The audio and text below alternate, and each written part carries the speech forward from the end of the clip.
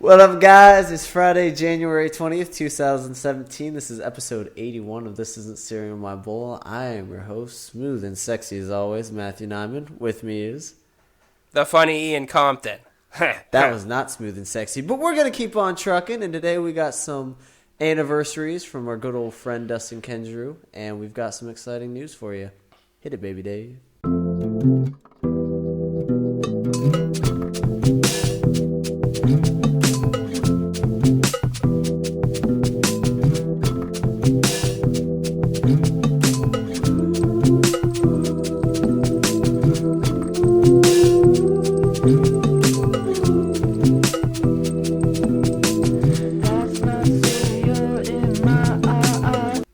You know, Matt, I thought you were going to say my name, and that is why my intro was awkward.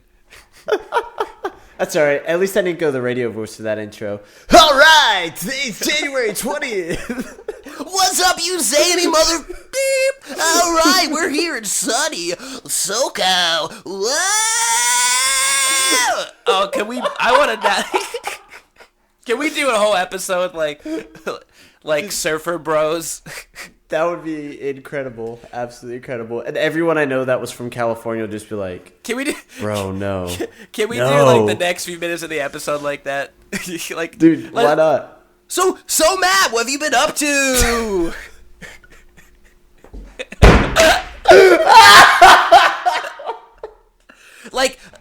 Tell me about your life, man. What's been happening? All right, well, I can't even think when I do that. You can't even do it. It's hard. It's hard to think like normal thoughts and be that aggressive. Exactly, yeah.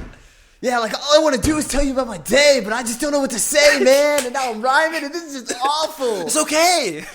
81 episodes, and we're still fucking this up. What up, bro? Gosh, that is the best 2 minutes of nonsense I think I've ever had in my life. Dude. Man. Matt. Dude. I saw Circus Survive on Sunday. Shut the fuck up. I didn't have fun. You didn't? I did not have fun. Why? I talked about it on Tuesday. I'll give you... I'm just getting older, dude. I don't enjoy shows like I used to. Really? Yeah, I mean, it was a lot of stuff. All right, first off, we showed up late. We missed half a turnover set. The sound at Webster Hall was just empty. Like, it wasn't like weird. everything was there, but it just sounded empty. There was no, right. To anything. There's no force behind it. Yeah. There was no force behind any of that. Like, it was so weak sounding. Me Without You, Aaron's clean mic kept cutting out. Oh. Yeah, so, and then we got there late, and we squeezed in by, the crowd, but we were kind of near the merch table, and it ended up being one of those areas where it was just people walking from the front to the back. The whole time. And it was just constant loss of engagement getting hit, and people were talking all around us, and this was not a cheap show. Yeah. And Circuit comes out, and they have these two huge balloons with projectors going on it for On Letting Go, and it has all these different graphic designs on it, and it was awesome. And Anthony Greaves, it literally sounds immaculate. Like, it's never sounded so good. Nice. But I couldn't see Stephen Clifford, and it just sounded... the whole time, I don't feel anything. Damn. And they played 1,000 Witnesses and The Most Dangerous Commercials, the two B-sides. Cool. It was amazing. And I felt nothing. That sucks, dude. And, they totally killed it. It was awesome. I let the On Letting Go vinyl go because I have no money right now. I walked away from the merch table. It's funny you mentioned that, actually, because to drown my pain, I bought the $50 edition On Letting Go vinyl. See, I listened to the demos it's on Spotify, the deluxe edition, and I'm almost like, Anthony Green sounds so much better now. Yeah, I could see it. Yeah, I was listening to demos, and I was like, whoa, okay. Okay. They did really great. It was the weirdest thing. They were playing after they started kicking your crosses down, I was like, I want to go. Damn. Yeah, that's there's still half of the album left. Yeah, and you were just good.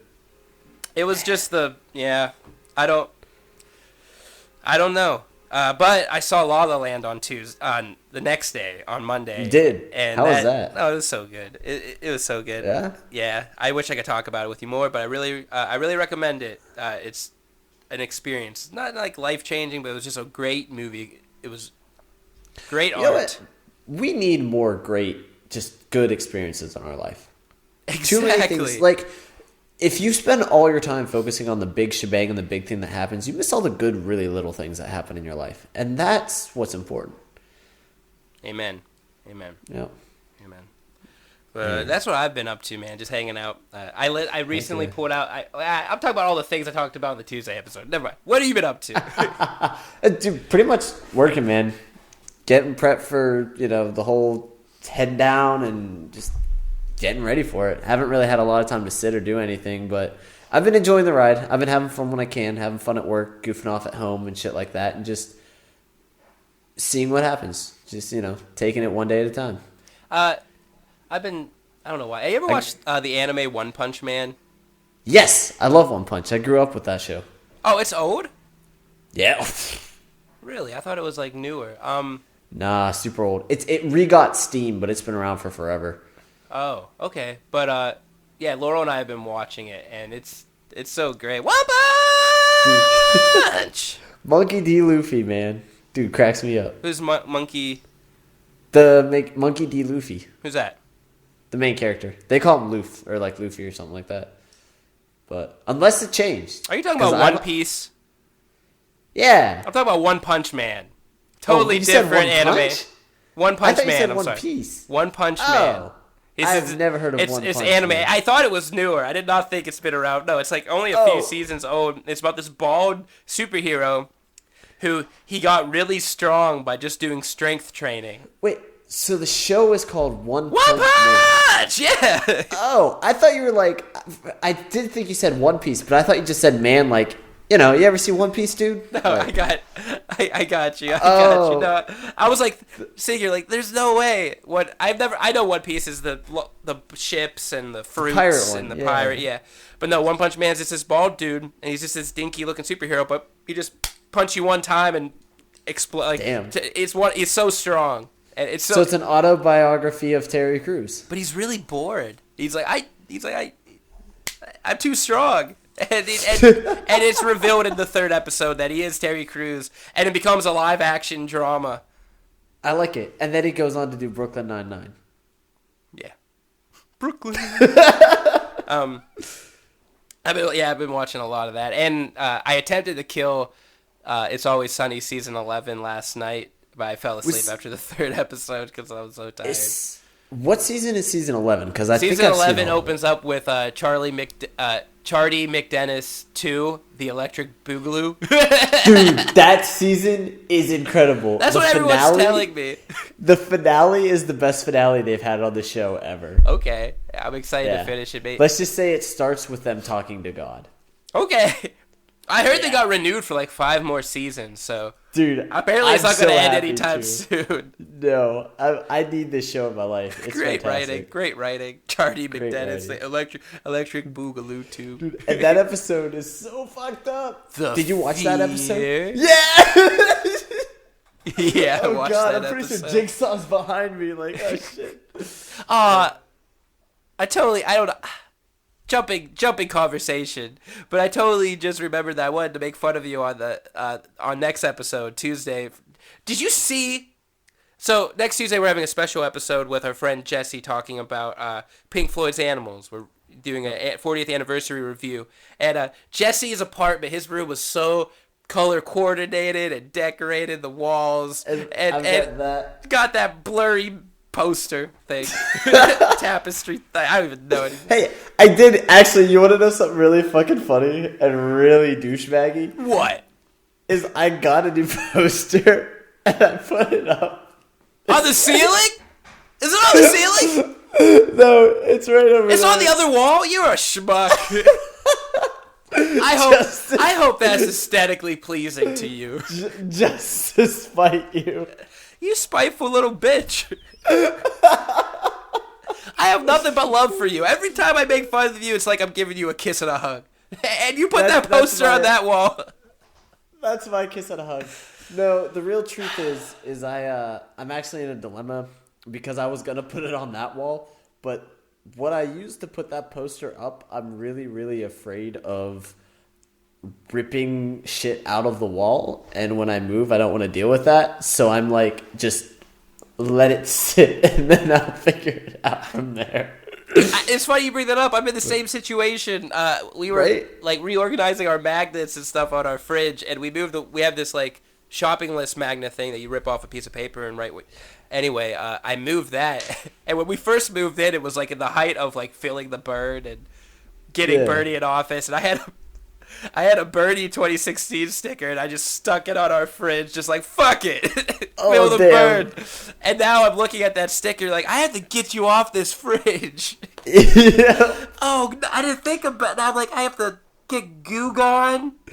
Yeah, exactly. I gotta go buy Goo Gone and shit. So I'm just like, man, that semi sucks, but sucks. Shit happens. Man. Well, fucking, let's get in, man. You said you had some news, right? Yeah, I got 2 pieces of news. So all right, well let's throw that thing on and let's talk about it. Let's do it. Being as an Ocean released a new single. Very underrated drummer of the great underrated Yesterday and Today, YT, Leonard Hayes passed away. That had one of 2 outcomes. But you know what? I think we need to get into it. The news. So, the first piece of news I got, I don't have a lot of stuff, but the first one excites me. Lorde is teasing a new album again. Oh, she's definitely going to come out with a new album. She's on every music festival. Yeah, exactly. And to put that shit into perspective, she was 16 when the first album came out. True. And she's 20. 4 years. Oh, 4 years of Lorde. Dude, this is going to be a good album. It's either going to be, like, fucking phenomenal or another mainstream. She's gone. We lost her. I'm really hoping it's fucking phenomenal, dude. I think it's going to be because she's been quiet. Yeah, she's been really quiet. And she's like, her whole thing was like anti-establishment, anti the mainstream. So, yeah. And she's totally been like that so far, which is awesome. Oh, like, look at you! You got me excited for the new Lorde album. Yeah, it's dude. gonna be probably really good. I mean, the new Gaga album was really dope. It was. But so that's exciting. And then the second thing I found interesting, and I'm more intrigued by her physique and your nostrils. That was a kiss. That was adorable. That was absolutely adorable. I'm just sitting here. We're doing this off of our phones for the first time, and I just like have Matt's face just right here on my phone. I just want to slowly just do what? I just want to kiss it. And, I mean, of course, escalation will happen, Matthew, but do we need the sound effects? That's how you kiss, right? It gets really wet. All right. Indeed. All right, so Lorde's probably going to be coming out with a new album this year. Exactly. And you know who doesn't get really wet? Mariah Carey, because I'm pretty sure she's made of plastic. Oh, okay. So, her and Elton John sang at the wedding of a Russian granddaughter. Okay. And the granddaughter apparently was a billionaire. And so, like, a whole bunch of people came down, and it was a big party. Let me look at the article here. Antonio Banderas toasted the married couple. Russian stars performed. Antonio, I'm here. I'm here to tell you about the wedding. I will fact check you, Matt. Go on. Go on, tell me about the wedding that I hosted. The thing I really want to talk about, though, is there's a picture of Mariah Carey on this. And for being 190 years old, her boobs look like the C cup of a 15-year-old's. Her face is about as plastic and smiley Botox as Dr. Cox's wife from Scrubs. And her hair is so shiny that you would think she's a brand new Barbie doll. And I just wonder, out of being a billionaire, how much money do you think she spent with plastic surgery? Well, she's definitely worth like $1 billion. I don't know. I mean, she's rich as fuck. She's Mariah Carey, but dude, she's probably spent a small fortune on her appearance. She definitely had to have. Definitely. Like, she seriously is to the point where if you're attracted to blow-up dolls and plastic, she's your girl. But if you like a real human being with real skin, better look somewhere else. Exactly. It's funny. I just saw like an article that said like millennials spend more on coffee cortados, cappuccinos and stuff than they do on saving for their retirement and stuff. Yeah. So it's like, yeah, Mariah Carey It's crazy. probably spent what my retirement could be Yo. on plastic surgery. And isn't it funny how she just comes out of the woodwork for Christmas? Yeah. It's just really, all right, hey, it's Christmas, Mariah Carey. Yeah. Her and Michael Bublé are like, it's time. It's time. It's the season. We're relevant. The season of relevancy and she's right just there. god awful. Like, Yeah. hey, Laurel. She is so god awful. Laurel. How bad is Mariah Carey? She's pretty bad. Yeah, say it one more time. She's pretty bad. Thank you. You heard it here, folks, from my girlfriend in the other So room. bad. So bad. That's all you got news? Yeah, that's all I got. I just thought it was really fascinating how Mariah Carey is a blow-up doll and how Lord's coming out with the new album.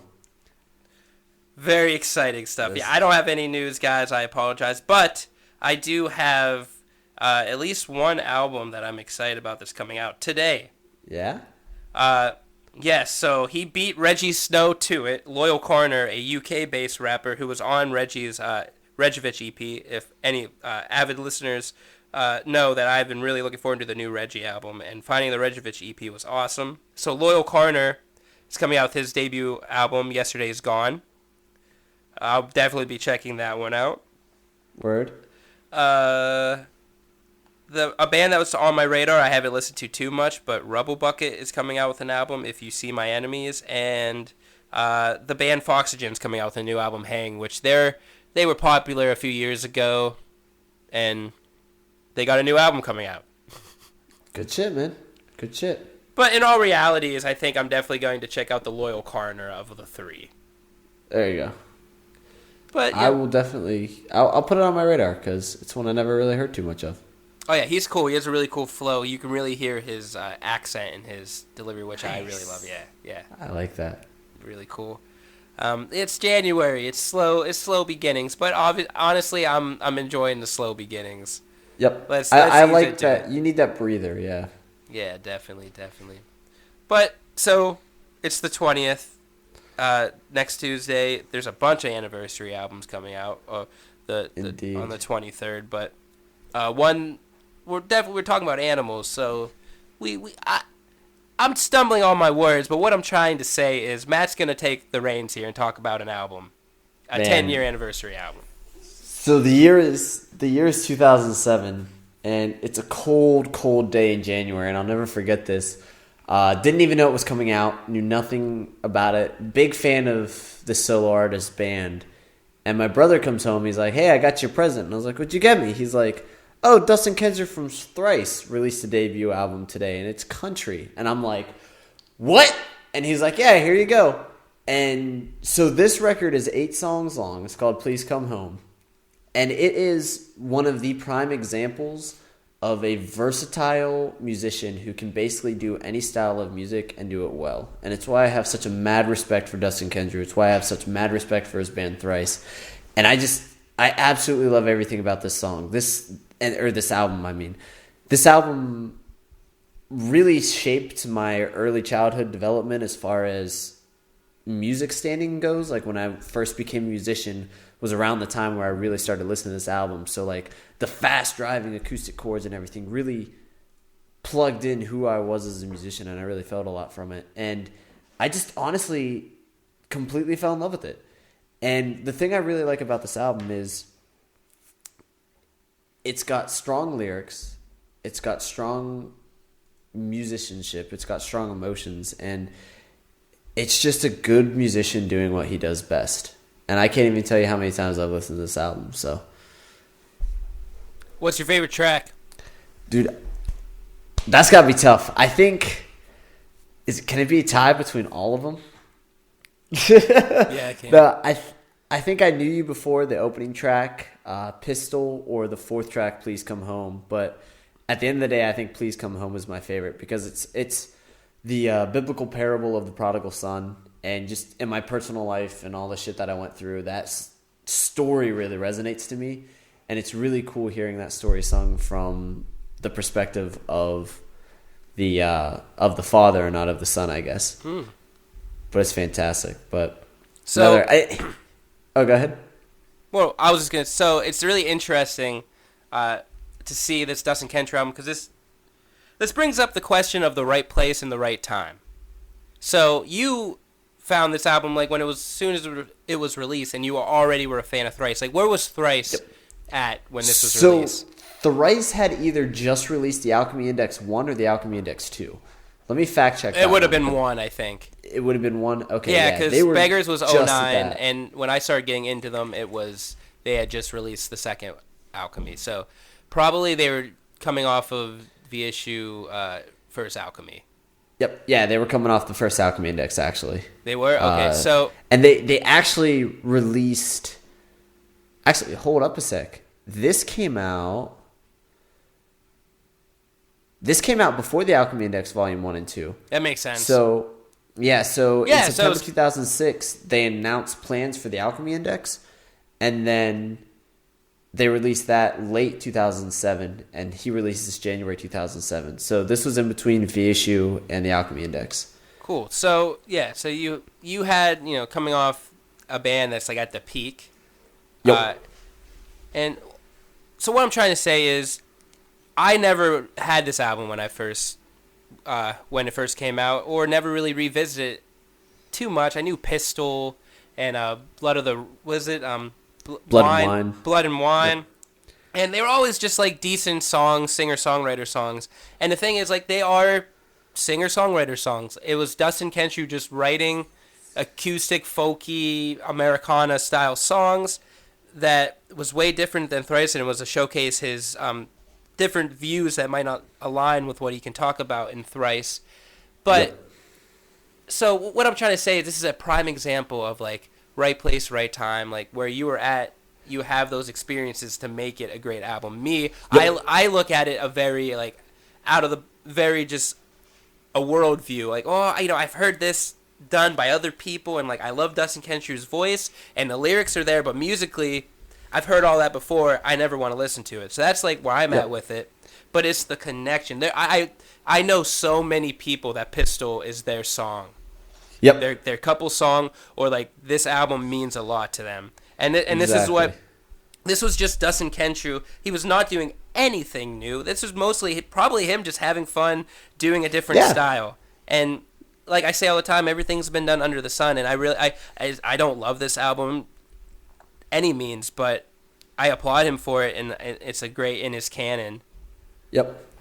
Yeah, and it's like you said, it just showcases what you can accomplish when you have fun with it. I mean, it's 8 songs. It's not a long album. It's not a big listen. It's not anything that's going to change the way things are done. But it's just so professional, and yet so very much him, and so fun. And you can hear the Thrice influence that this album actually gave. If you look at the Alchemy Index Earth, I almost guarantee you they decided to do Earth in a very acoustic-y style due to him releasing this album and then being like, hey, we can do songs like that. Like, I could, honest to God, I could see Come All You Weary as a B-side to this album. Easy. Cool. Or any one of these songs being put on Earth, Yeah, man. Definitely organic. Definitely a whole different kind of Kensrue. And it was crazy to think about him doing that at the time he did it. Yeah, and it's funny you mentioned organic too, actually, because when this album came out, I had a school project. This is how old this album is. I had a school project for science class, and what I did was I took the newest Norma Jean album that came out. I think it was Oh God, the Aftermath. This album and the Flyleaf album, the debut Flyleaf album. Yeah. And I played those 3 in front of plants in the same, like in different rooms, but on the same floor with the same regulated temperature and stuff like that. Mm-hmm. And the Dustin Kensrue one grew the tallest. That makes sense. Yep.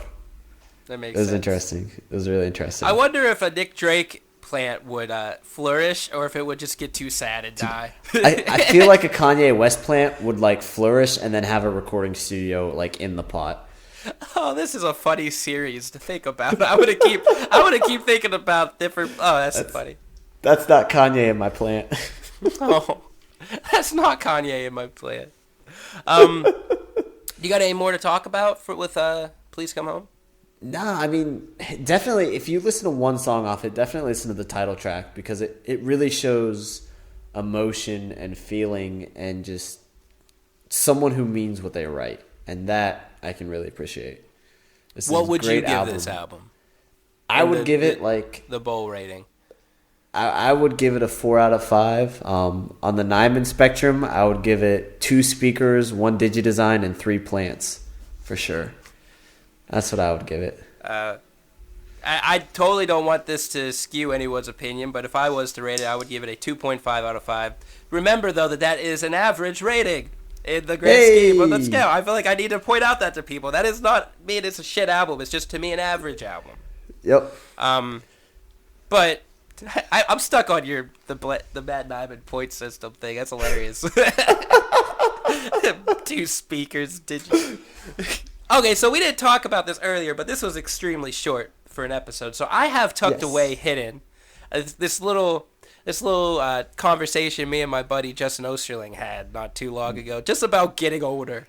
Nugget of gold. We're just really just talking about getting older and shooting the shit in his bathroom, and it's quite the talk. I love him.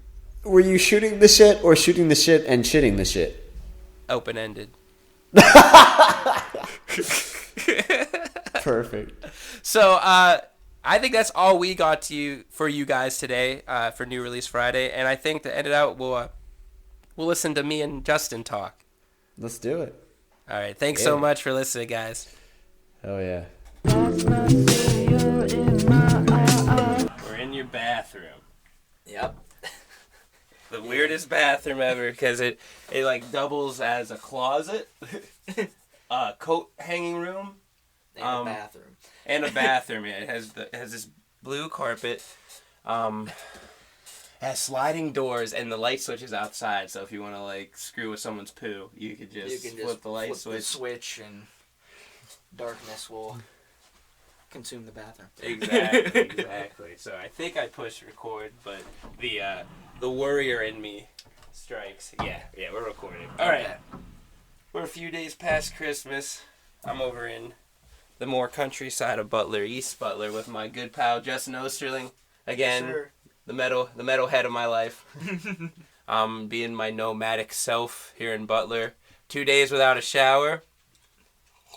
Keeping it strong. Yeah, just like this coffee. There you go. How you been, man? Oh, I've been good. Just doing the whole adult thing. Right? That is a thing that we are now doing, and it is a thing. It's different. It's totally different, yeah. When did it hit you? Um, You got married last year, but that didn't have to be when it hit. When did it hit you? You're 23, right? yeah, I'm 23. Yeah, I'm only a few weeks older than you. Mhm. Yep. I'm the Pisces. You're the Aries side of it. It's so funny. Yeah. Because we truly are. I'm the sensitive bitch, and you're the angry asshole. Yeah, pretty much. It's the opposite ends of the spectrum there. And you're even looking in the mirror in this bathroom right now. You have me clean shaved, long hippie hair, and you have Osty shaved head, big ass beard. Oh my god, this is hilarious. Yeah. But when did it hit you? Well, it kind of hit me like whenever I went in the military, mainly. And you did that a year or two. Was it a year after high school, or? I did that. It was probably about. Because you were at home I for a want to little say, bit. yeah, I want to say it probably was about a year after high school, because, yeah, it would have been, because I went in the military at 2012. Mm-hmm. So it kind of hit me there, but I think mainly it hit me after I got out and after I came back home in 2014. Yeah. Because, like, there it was almost college-like, like, just, like, living, in England, like, living in the dorms and going to work and just kind of doing my own thing. There's a bit But, of like, a party yeah. scene and stuff, yeah. Yeah, but, like, whenever I came back home and, I got a job and I got my own, still renting a house, but still it's a house, Oh, yeah, I remember. And then getting married and all that stuff, that's whenever it really kind of took off. Really? Like, Getting married. yeah. Yep, just doing that. So that's, and then, paying bills and keeping up with, having to go get groceries and maintenance on cars and, just all that little stuff you do. But, I mean... Right? It hits you. Right? Yeah, you get to a point you grocery shopping or whatever, and you're like, God, if I don't buy healthy food or eat healthy, no one's gonna do it for me. Yeah. Oh shit! And then you start realizing like these decisions that you have to make. Yeah. And then are your choice. And then if you don't, if you don't go out and get groceries, then you're just stopping and eating fast food or going out to eat or whatever.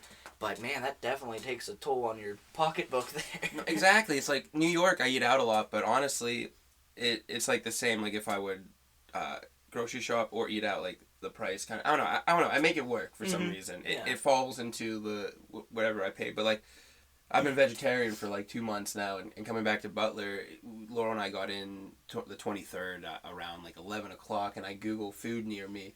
And it's nothing but fast food and sheets with fried cheese. And then, I grew up in Butler, small town, moved to the biggest city you can move to, New York City. And, it's two different worlds. Oh, and, yeah, definitely.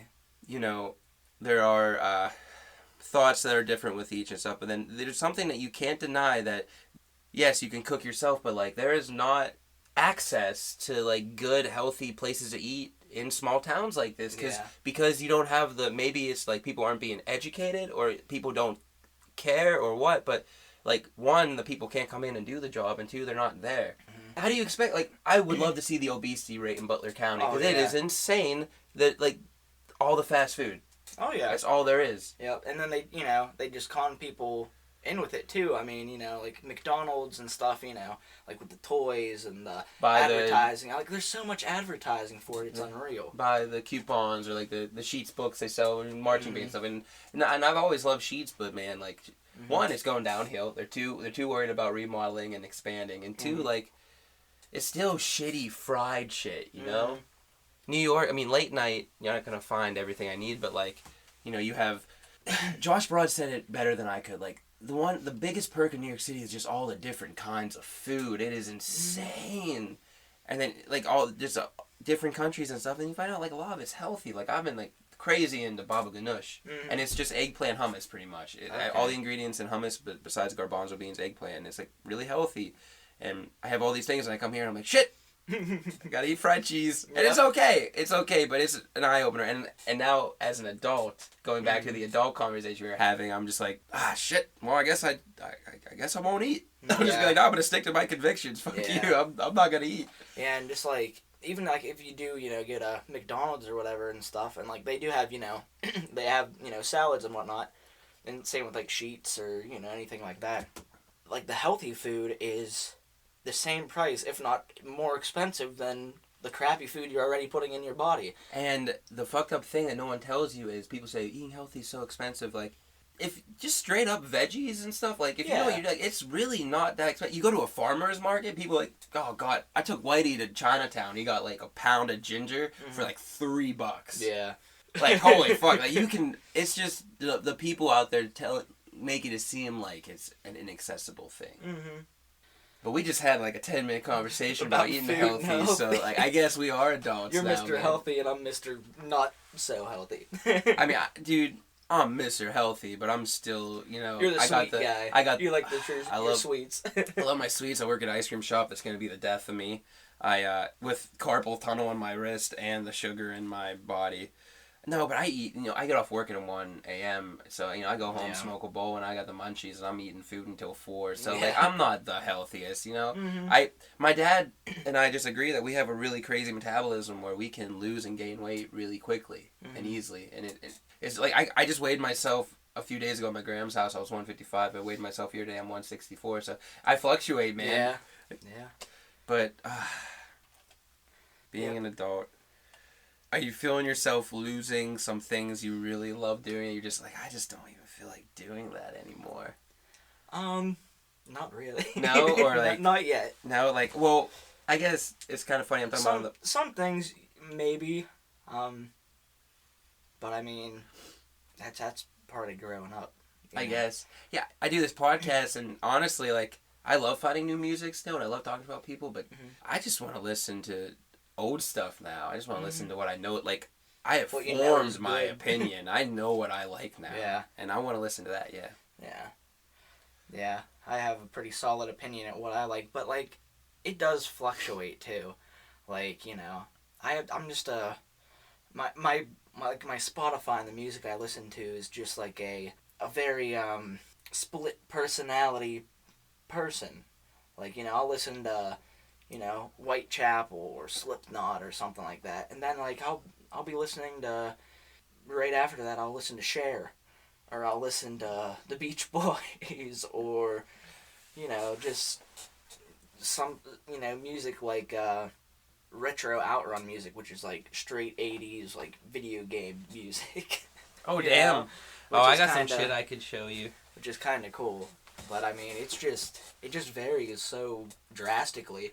You gotta listen to this album by Crying, called Against the Fleeting Gales. Mm-hmm. It is, so they were they're a 3-piece pop punk band, but BitTune, you ever hear of BitTune? Mm-mm. That's like 8-bit like Nintendo sounds with like pop punk. Okay.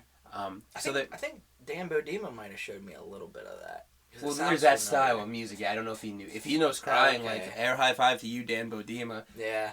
Their first album is like that. I'm not too into it. I saw them live, and they play the synth tracks like through like their iPod, mm-hmm. and then the guitarist plays and the drummer plays and the girl just sings. Which 3 years ago, Ian was like, "Fuck that shit! Play the synth, girl. You're just singing. You can do it." But now I'm older and I'm an adult, and I realize how things work actually. But they changed up with their new album. They got rid of the Nintendo 8-bit sounds and brought in like 80s like hair metal they brought in like 80s synths and like mixed it with like this like pop indie pop punk meets 80s hair metal and these 80s synths, and it's amazing. I'm gonna play a few tracks before I leave today. It's awesome, dude. It made my top 10. I don't know when this is gonna get released, but if Matt and I can do our top 10 list before this, so it made my top 10. Okay. I don't even know what we're doing for this week because we didn't get together, and I'd record this. I'm going to record with Whitey, I think. So who knows? I don't know if this will get released before our top 10. We had the top 10 party Monday, and that was a great time. So many people, so many lists. It's a beautiful thing that it's growing. But yeah, you have a very eclectic taste. I have an eclectic taste. Yeah, I went to a record shop one time, and I handed the guy my stack. He's like, eclectic. And I was like... You got good deals. Here's my money. Yeah, I was thinking about getting into getting records and that kind of stuff, like getting a record player, or and getting that kind of stuff, just because it's nice to just kind of I love Spotify and downloading songs and stuff, but I really like to physically hold a copy and see the album art and just kind of just flip through what I have. It's a collector's item. Yeah. It's some people have, they collect guns or they collect memorabilia, and I collect records. I collect shot glasses. Collect shot glasses. I used to do keychains when I was younger, so it's it can be a very frustrating collection because you get a vinyl in the mail you've been waiting for. You throw it on your turntable. It got warped and it looks like this, and you're like, fuck, that was like $30, or you throw a few dollars. Maybe not that much, or $7 to $20 or something on an old vinyl at a find, and it's scratched, or something happens and Laurel is sitting on the futon and she knocks over her juice and it goes all over half of your vinyls, and then both of you are stoned, so you forget to clean it, so then they just stick together. But love is more important than vinyls. You're not saying this from experience. No, not at all. You're not being sarcastic at all there. But it's a very you open that vinyl up and you look at the artwork and you pull out the booklet and you open up the vinyl and it's like 180 grams. It's thick. It's got that nice little whatever kind of sheet of paper they have. Oh, the vinyl sleeve. The sleeve. That's the word I was looking for. And you forget what color you ordered, or you think it's going to be black, and then you open it up, and it's like creamy white, or it's blue, or it's speckled, and you're like... Or it's bright orange, like Nickelodeon orange. Exactly. I have a hot pink one from Unknown Mortal Orchestra one. It's awesome. So, honestly, I recommend collecting vinyls more than not collecting them. Just know that it can be a frustrating collection, but there is something real about it. Mm-hmm. We live in an age where they, unveiled the technology to Photoshop voices and sound. Mm-hmm. They can type out a thing and say that you said it, or George Clooney said it, or President Obama said it, or something. You know what I mean? They can do that. So authenticity is going to be very hard to figure out in the near future. Yeah. Record, will be that record That's until a it's fact. fucking done. And that's a fucking fact. Or it can be a coaster if you want it to become a coaster. Yeah. That's what people do anymore. They turn their 45s to coasters. Yep.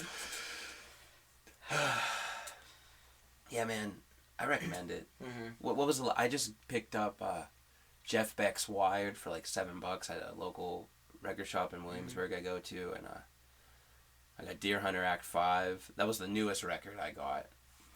Yeah, there's so much stuff that's just making a comeback, like, hard, too, like, you know, in FYE up at the mall, they literally have a section that's all record players and vinyls. They're doing vinyls again, Like, even in FYE. Yes, it's I haven't all been vinyls. there in forever. And, like, you know, video games, too, like, you know, they just have out that NES, you know, like, the new one that has, like, 30 built-in games, and you can buy it for, like, $60, and... Like, they have that, and, like, everyone's getting back into, you know, like, N64 and that kind of age of things, and it's just, like, N64 games are, you know, expensive. They're, like, you know, like, I think I was trying to get, like, you know, Mario Kart 64. It's, like, freaking $85 for just the cartridge. I was like, holy crap. Dude, 4 years ago, GameStop couldn't give that shit away. I know. Are you kidding me? Yeah, they're expensive now. Really? I've been out of the gaming world. Like, I had 2 months back, I had a stretch where I just played GTA 5. I beat the game. And then I beat that and I was done. So that, like, every 2 years, I get, like, a month stretch where I will just play video games and I don't do anything else. But it happens so unfrequently that I don't know what's going on. $80 to get a cart. That is insane. Yeah. That is... Like, it always blew my... It always blew my mind that people paid $1,000 for a VCR back in the day. Yeah. You can't even give those away. Now we're in the age where it's $80 to buy an N64 cartridge. When literally 4 to 6 years ago, they were like... $1 $10 in a bin. Yeah. At FYE, you'd pick through at a flea market. At a flea market, yeah, like a Star Fox. Flea market, you could get them for, like $2. What are they selling Super Nintendo games for?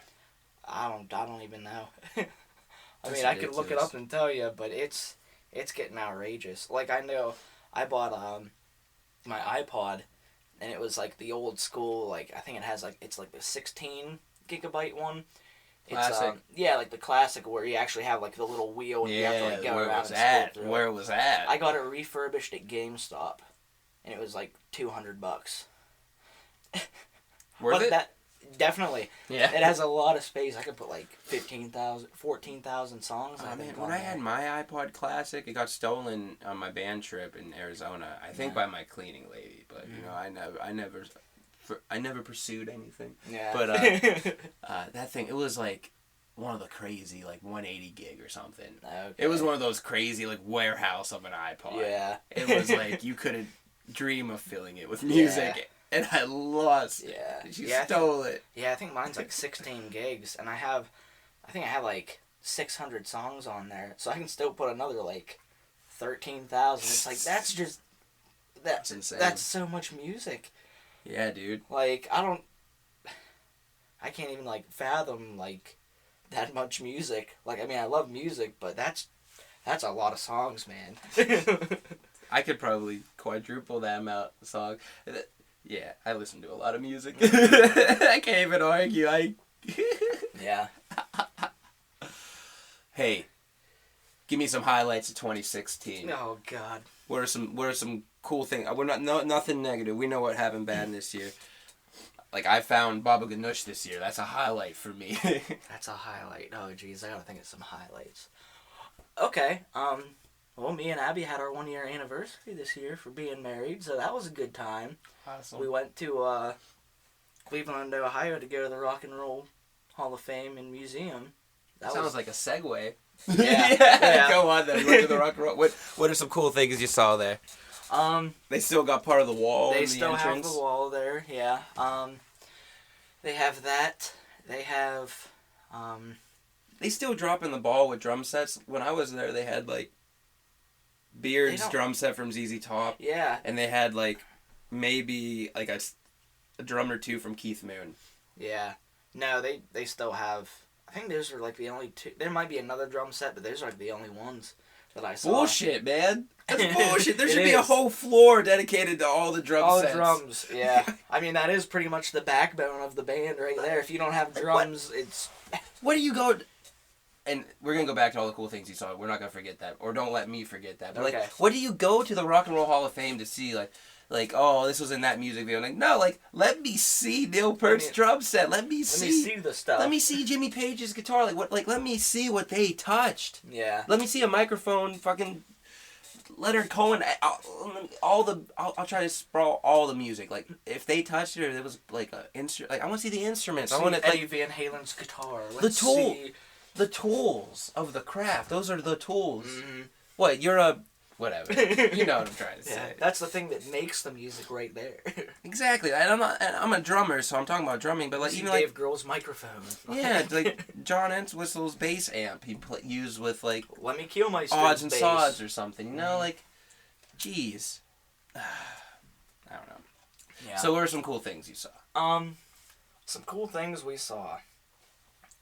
Well, they have a Elvis Presley section, which is kind of cool. So they have like the like his motorcycle that he rode on. It's kind of weird because it's like a motorcycle, but it's like a car almost. It's like a 3-wheeled motorcycle. All right. It was pretty neat. So we saw that. We got to see a lot of like microphones, like really neat looking microphones from I forget what the magazine's called, but it's like a real punk magazine. And they have like just a bunch of like paraphernalia and stuff, you know, patches, like they do like patches all over the walls, like, from the magazines and stuff. I got to see like another section that's how rock and roll has been almost like a rebellious like bad thing about like whenever it first started. I don't really like the Beatles, but that's how it kind of all came to be, was it started kind of like with the Beatles, because like that's whenever people started, you know, like rebelling and getting rebellious just because the music was starting to get AKA like angrier, I guess. Beatles, The Who. Yeah. Who were a big precursor of punk, man. Yeah, and just and like the MC5, you know, like the garage rock that was Mm-hmm. starting and stuff. The 35th, what is it, like the 35th or 37th floor elevators, like from like Austin. Even Neil Young, Crosby and all those, like the counterculture movement and stuff, like that was all like you know, Beatles, Who, MC5, counterculture. It was like all like after 65, late 60s. Yeah, we saw that, and that's just like the you know, how people would say it was, you know, just bad. Like it was good music, but it was just influencing people pretty much. Yeah. And like it was a big controversy, like on the news, like you guys shouldn't, you know, be going to these concerts and listening to this kind of music. It's not right because it was a change in the generation and people couldn't grasp that, I guess, you know. Was it good or bad? It's weird now coming back home, living where I'm living now, coming back, and old family members and young friends and stuff, seeing that I get a vibe that people are starting to question, like, did we go down a bad path as a society, as a human race, like living in quote sin? Are we living in a bad world? And I don't. I think we live in a beautiful place and we're all beautiful souls and we're all gonna work it to get to where we need to get. And I'm not gonna let what I'm learning this trip influence me, but I see people understand that there's bad in the world, and I think people are starting to question, like, where did we go wrong?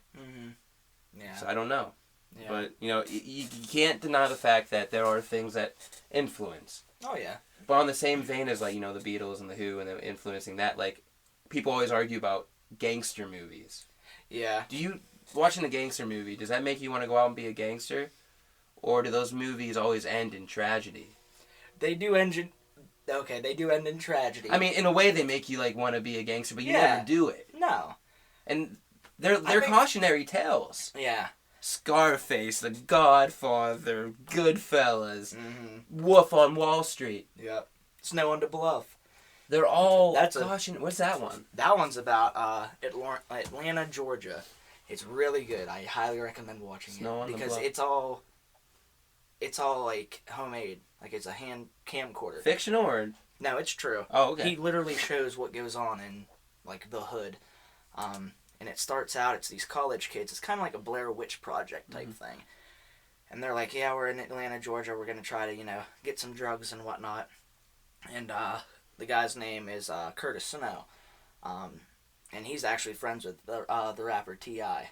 Okay. Because T.I., that's why I like his music so much, because he really raps about, like, what it's like and what he has done, like cooking meth or, cooking crack or whatever. Keep remember what you're saying, but, like, a friend up home, he's like, why do you think the coolness, like, that rap can come off, like, so cool and stuff? It comes from heat. You gotta have heat to have cool. Like, sampling and stuff comes from a society of theft, because where you're put in, where you're in these inner city places and stuff. So, like, there's that heat that fuels this music. Keep going. Yeah. But anyway, it's about Curtis Snow, and he, he goes up to this car full of these, like college kids, and he's like, yeah, I can get you whatever and stuff, give me a ride back to my place. And he jumps in.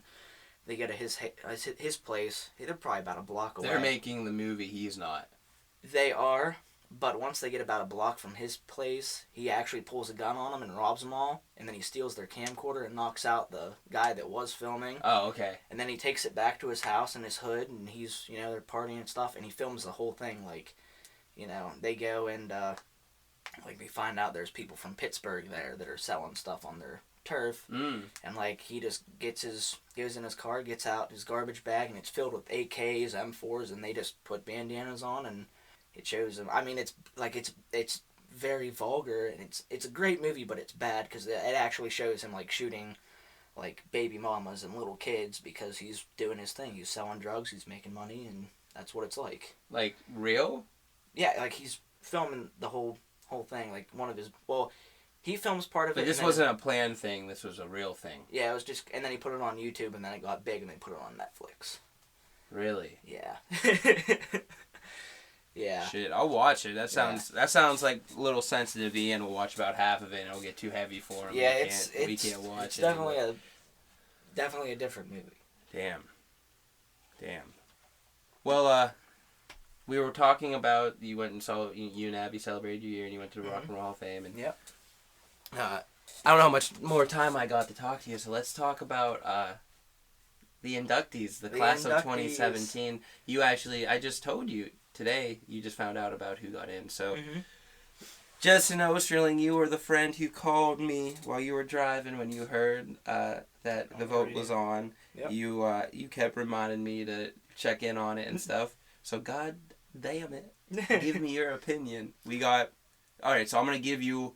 I'll say one at a time, and we'll talk about like why we think they deserve it. Okay. And yeah.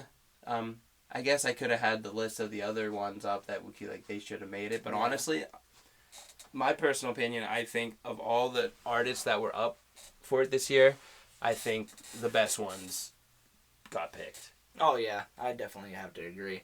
But so I think there may have been one other. No, I think most of the artists I wanted to be on got picked. So let's talk about one that I know the least, Joan Baez. Do you have an opinion on Joan Baez? I honestly haven't even really listened to him very much. Her, actually. She was a singer-songwriter. So don't even know. She's a singer-songwriter. I don't know much about either. I think she was the one who did Diamonds in the Rough or Diamonds in Rust. Judas Priest covers it in Unleashed in the East. It's either her. I always get Joan Baez and Joni Mitchell mixed up. Okay. But either her. I think it might be Diamonds in Rust. It's Diamonds in Rust, yeah. That sounds like a Priest. Well, I didn't know they covered it. That's a cover of, I believe, Joan Baez. I'm gonna Google it now as we're talking. But yeah, because I know they do have a song with something like that. So Diamonds in Rust. Yeah.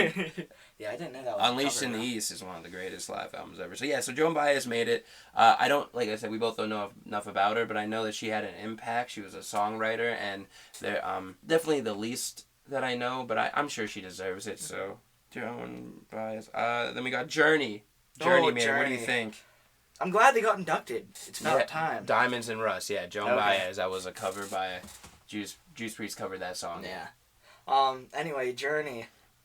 I'm just glad. I'm glad they got inducted because, I mean, everyone knows Journey. Who doesn't know Journey? Right. Of I course. mean, If you're going off just hits, then they have a place. Yeah. They have a place. Yeah. Definitely. And they could play. Oh yeah, definitely.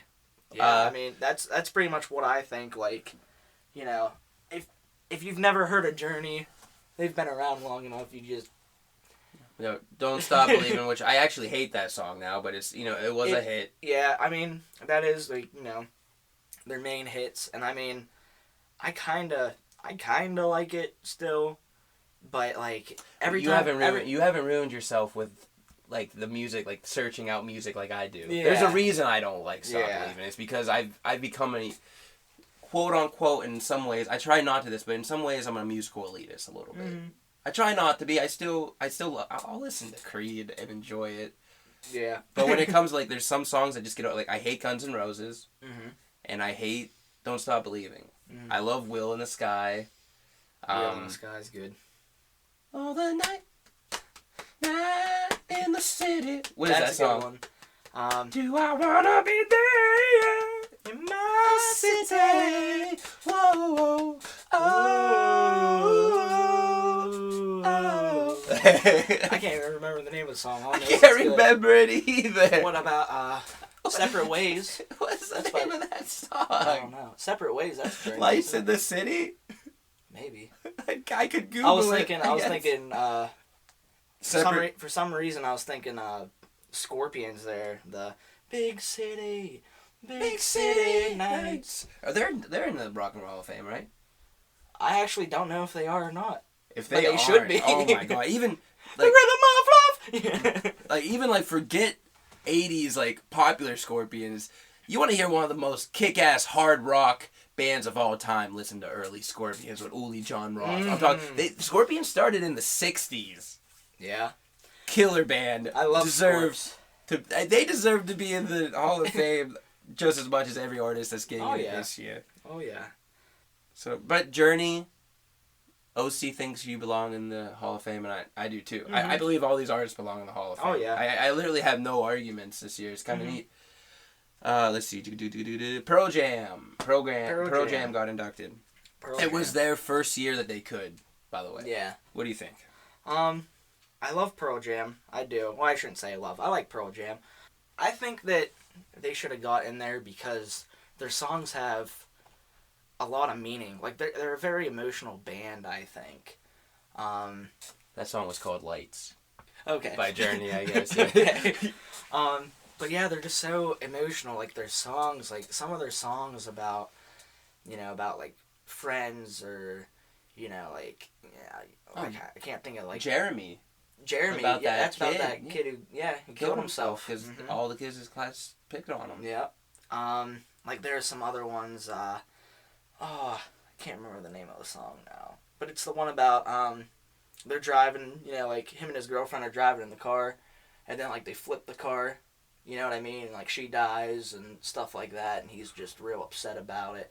I don't know. Like I said, I know Pearl Jam's great. I know they deserve a place with, like, 90s grunge to be into the Rock and Roll Hall of Fame, and that's why I know they deserve a place. But as a fan, I need to get into them more, delve into them. I know who they are on the surface, but, like, have I started to turn the pages and read the author notes and stuff? No. Yeah, but I just... Because I know, Jeremy, Even Flow. Yeah. I know, what's that other, what's that other one? Fuck. There's another huge Pearl Jam one. I can't think of it now. But there's that 10 album, and then there's the one with like the gold album cover. Mm-hmm. They're a great American rock band, and they're one of like the long lasting. Sometimes genres come along, and there's a bunch of bands, but there's only a few you hear about because they had something different that stuck them around, and Pearl Jam still sticks around. Yeah. Yeah, I'm glad they got in there because, like, they're one of those bands that a lot of people, just know the hits, but, like, I just like them for their, pretty much just, like, all the emotions they have, like, in their song. Like, they're very personable. Like, you know what I mean? Mm-hmm. So that's why I like them. I mean, their music sounds good, and it's very deep. So. All right. So far, 3 for 3. I mean, Joan Baez was kind of like, yeah, we'll let you have it. We don't Mm-hmm. Judas Priest did a really cool cover. Yep, that's about it. All right, so then we have, we'll talk about this next one, because this is, I don't think we probably have much to say on it, but Tupac got in. This is, again, his first year, because like 15 years after your first release or something, you're allowed to get inducted. Mm-hmm.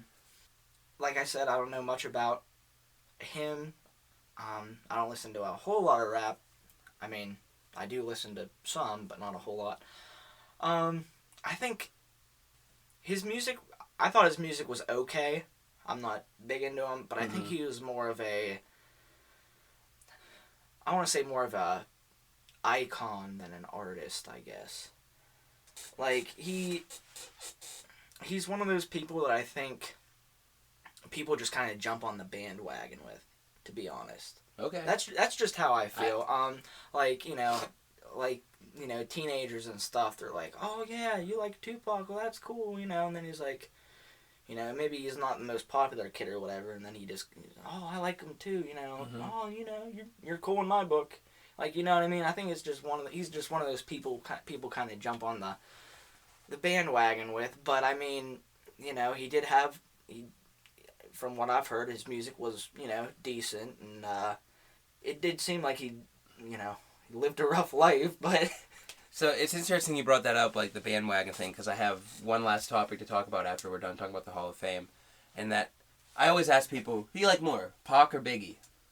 That's a good way to gauge someone's like rap taste and stuff, because those are the two quote unquote gangster rappers of the day, and this is my opinion on it. Mm-hmm.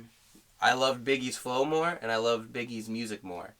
Pac had better shit to say. Pac, his aunt is still like a most wanted person, like Black Panther, like she escaped. Oh, wow. Yeah, like his like he had family like that were Black Panther. Like he put a voice to the anger that the black community feels. Mm-hmm. Not to get too political and stuff, but the war on drugs back in the day was created to disenfranchise that group of people and to disenfranchise the counterculture movement so our government could take control. Mm. We live in one of the best places on Earth, in the world we live in. We live in the most free place we can, but it's corrupt as fuck. Yeah. And Tupac put a voice to the anger that a huge demographic of people feel. Mm-hmm. Now people are realizing, like Chance the Rapper, No Names, other young artists, Mick Jenkins, Kendrick, are realizing that like Pimp a Butterfly is all like half about like moving away from Tupac. Yeah. Like Rhapsody says in one line, I love myself, I no longer need you, Pac. Forcing my dark side like a young George Lucas.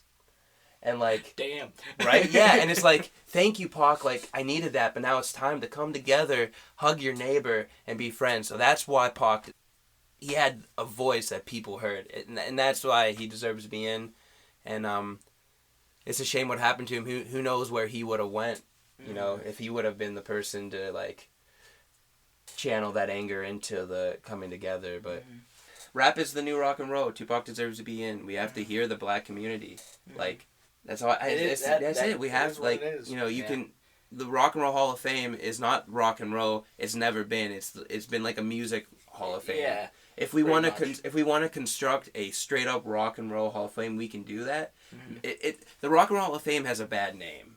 Yeah. It should be Pop Culture Music. I don't know, Popular Music Hall of Fame. Yeah. Something like that. Mm-hmm. That's what it should be called. Because my dad gets stuck like it's not rock and roll. It's like, well, what is rock and roll? Is rock and roll a music form? Is rock and roll an ideology? Because, man, there's some rappers that are more rock and roll than a lot of rock and roll bands I know. Yeah. Very true. Yeah, I think the name doesn't really describe it that well. I mean, yeah, it is rock and roll, but there's just so much stuff that's not rock and roll that's there. Right? Know? Like, I bet you any money I could be like, would that have Stevie Wonder a lot? He should be in the Hall of Fame. Yeah, he should. He's on rock and roll. Nope. Yeah, but he's no. This is just different music that wasn't in your generation, and you don't understand it. Mm-hmm. And it's okay that you don't understand it, but you need to humble yourself to a point where you can be like, I just don't understand it. I'm not gonna knock it. Mm-hmm. I, grew up in Hickville, Fenelton, grew up with classic rock, Rush, Led Zeppelin, Deep Purple. I listened to jazz and jazz fusion, but in high school, I realized that, whoa, good music is being made, and that was like alternative and different stuff like that. It's being made in my generation, and then I started like expanding my mind a little bit, you know what I mean? And got older, and I realized like, shit, rap is dope, man. There's some like, honestly, a well-sampled song is just as impressive to me anymore as like a fucking killer riffing song or something. Because to me, like, the really great producers and samplers of our day now, like, they're like musical surgeons. Yeah. Like, A Tribe Called Quest sampled a bass line or a guitar line from the first Black Sabbath album in their new album. I think I might have heard that somewhere. It's We the People. Is that? Okay. I don't know exactly. Like, they fucked with that sound. Like, if you go back and listen to Black Sabbath, it's kind of hard. Do you know what song it was from or what? It's from the first album. The first one? You know how there's like 2 songs that have like 3 parts? Yeah. It's one of those ones. It's one of those sections. Okay. I can look it up. So Maybe it's off tonight the when we original, hang like, out. self-titled Black Sabbath album. Okay. It's like in one of those songs where it's like the wizard slash like fairies wear boots and you know that. It's like one of those things. Yeah. I think they just took a guitar tone or something out of it. Yeah. That's cool, man. Yeah. Okay. So Tupac, yes. So Tupac deserves to be in my opinion. So then that means we have Electric Light Orchestra got Yes. Mr. Blue Sky. Oh. Hits. Ahead of his time. Yep. Definitely ahead of its time. Talk about it. Just the way they, like. I think it started in like 74, man. Yeah. Just all the different like sounds and whatnot. Mm-hmm. Like every time I listen to them, it just makes me feel like what's the word? I can't like pronounce it. Like nostalgia. Yeah. You know what like it. It takes you to that place. It takes me to a place. It's like listening to I got a brand new pair of roller skates. Like, it's not like it's not like a great song, but you listen to that song, you're just like, I feel like a child. And ELO, like their music is great, but a whole lot of people don't know they're like listening to it. Like they have a lot of like it's like kind of like good. It's like good background music.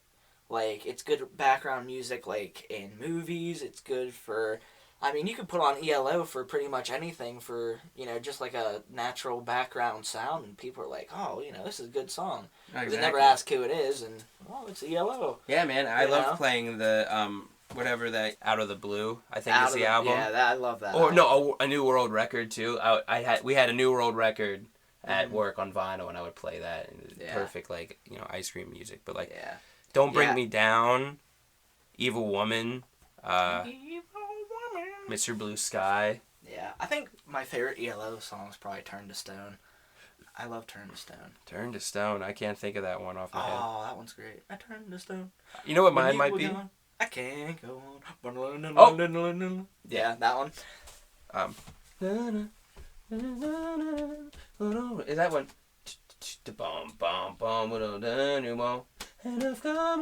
Yeah, Turn to Stone. Is that it? That's the one, yep. Another one of mine is a Sweet Talking Woman. Do you want my love? That. Yeah, Yeah, that one's That's good. a great song. Sweet Talking Woman's good. Evil Woman's good. Do you know when they formed?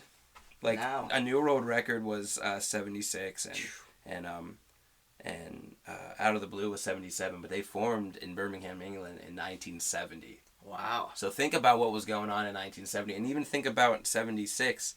What, 76 was 2112, Stevie Wonder, Songs in the Key of Life, Aerosmith, Rocks. Like, those are the albums that were coming out then. Yeah. Yeah, definitely, I don't know, ELO's just, their sound, it's just, Prolific recording career. It's so, it just sounds so, like, futuristic to me. Like it doesn't even sound like they're using guitars and drums and stuff. It just sounds like they're just... But it sounds natural. It does. With the mix, he mixed strings so flawlessly. Like, you made a fool of me. Yeah. And all these dreams. Like, that's all strings. Dum, dum. Oh, evil.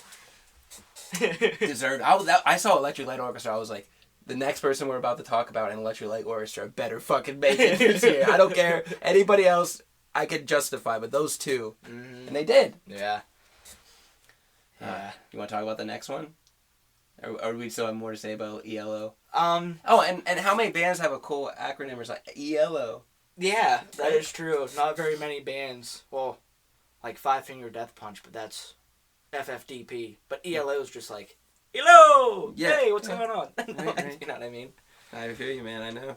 All right, what's the next band? I think we've covered all of them except for Nile Rodgers is getting something for like musical achievements as just an artist, which he's funk guitarist and stuff I don't know too much about. I don't know much. Actually, I probably don't even know anything about so him. just acknowledging that he's getting it, but finally the Rock and Roll Hall of Fame is finally acknowledging that progressive rock is a fucking awesome genre of music, and that belonged in the Rock and Roll Hall of Fame so long ago. I think they started in like 67 or 66. Mm-hmm. I hate when I tell people like, hey, you ever Yes? Or like, no. I was like, owner of a lonely heart. They're like, yeah, and I'm like, yeah. There's so much more. I know. There is a lot more, but I love that song. Oh God, I'm talking to one of those people. I didn't even know. Yeah. Oh my God, Roundabout, Long Distance Runaround, Closer to the Edge. They had a hour-long record that's 3 songs. Yeah. Progressive rock giants: Chris Squire, Steve Howe, Chris White, and who was the other drummer? He played with King Crimson. Oh man. Do good in school, kids. Don't do drugs. You won't be able to think of shit. Great band, great players. Yes. Listen to I thought we'd have more to say. This is hilarious. Well, I mean, like, no, it's okay. I don't listen to them a whole lot. That's okay. Progressive rock is like not many people know about it and stuff, besides like Rush. Yeah. That's okay. I do like Rush. But Yes and Rush. Electric Light needed to make it, man. Oh, yeah. Well, Rush made it 2 years ago, thank God. Yeah. Remember how I said, like, I was like, oh man, it's a little cold in that bathroom, but it should be okay. We warmed it up in here, man. It's getting warm in here. We warmed it up. I like Rush. I love Rush. Rush. I think they're probably going to be done. Red bruschetta. Oh, and he talks about 80s Rush. I did. It's okay. I like It's 80s okay. Rush. No, the older I get, the more I love moving appreciate. pictures. I do. I know, it's considered their best album. I disagree with every single person who thinks that, but you have your opinion, and I love it. And I like 2112's good. I think that's good. Oh man, even their last album, Clockwork Angels, is a killer album. I don't think I've... Came out in 2012, man. That's a killer album. I don't think I even gave that a listen. I'm gonna have to. Another one of the greatest live albums besides, Kansas 2 for the Show, Judas Priest Unleashed in the East, Rush, All the World's a Stage. Mm-hmm. Welcome home, Rush. Keep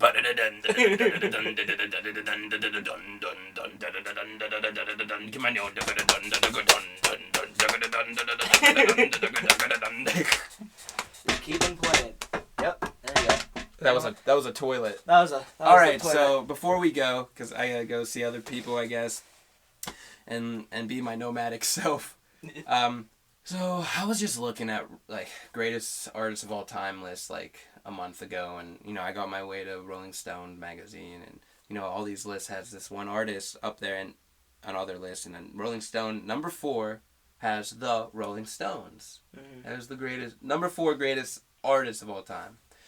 Before Jimi Hendrix, Neil Young, before Michael Jackson, before any rapper that's ever come, before any jazz artist, before, like, the only people who beat him were the Beatles, Bob Dylan, and I can't think of the other person. Why are the Rolling Stones great? Give me your opinion. Why are they great? Why, not a good rock band, why are the Rolling Stones great? Because they're old.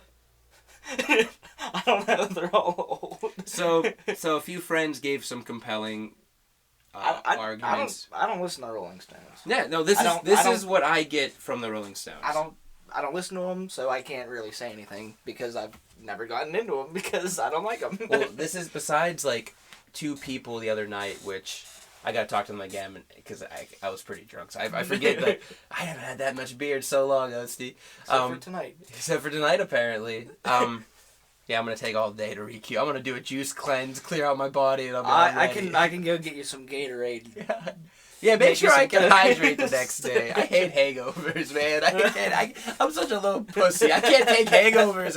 I wake up like, I have to do this shit today? Oh, no. Fuck my life. Anyway, this is the consensus I get about the Rolling Stones. Well, they've had a million hits. They've been around forever. And everybody tells me they're great. And I'll leave it with that. But why? But why? Yeah, exactly. But I'll have to get David back on here again because he gave me some compelling reasons of why the Rolling Stones are great, and I forget them. Like I said, I had a many beers.